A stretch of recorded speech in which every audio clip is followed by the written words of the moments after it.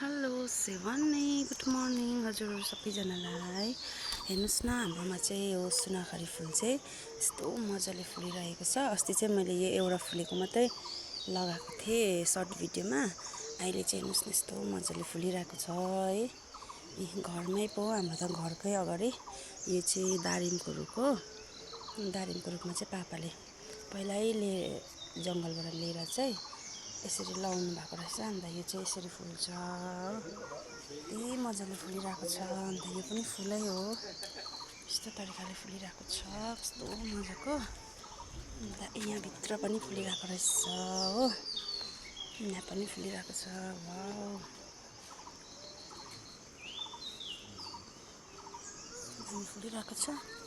यहाँबाट चाहिँ बर्ड, यो चाहिँ कोपिला लाग्दै रहेछ।